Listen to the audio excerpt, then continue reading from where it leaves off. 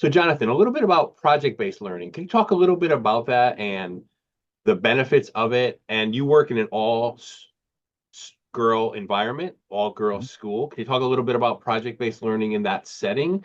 And how can an innovation center or makerspace be used to enhance that type of curriculum?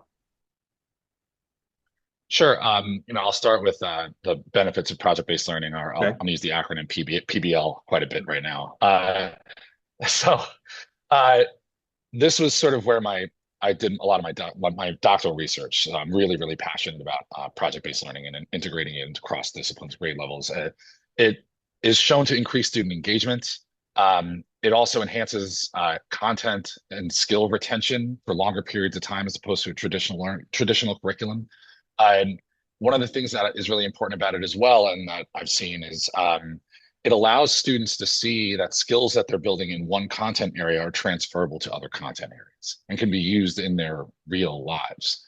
So it kind of breaks down the walls and barriers between disciplines, showing that, when we're not siloed.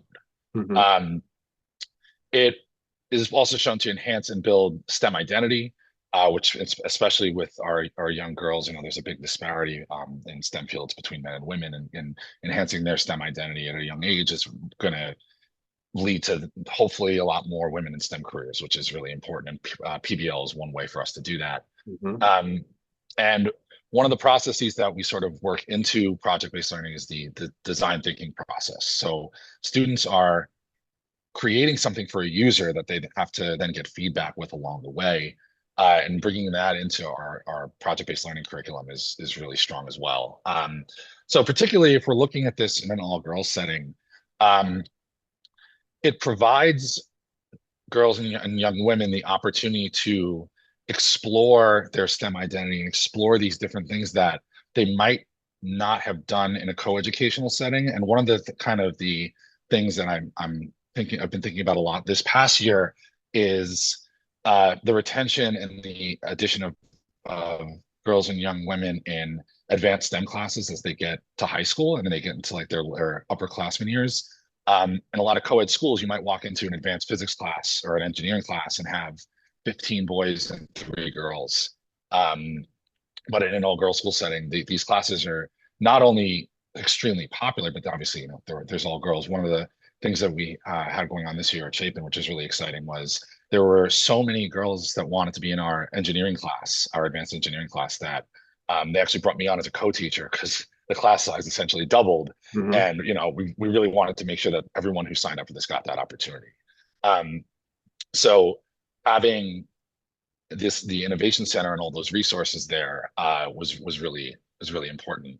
One of the things I mentioned earlier also was about alternative classroom spaces.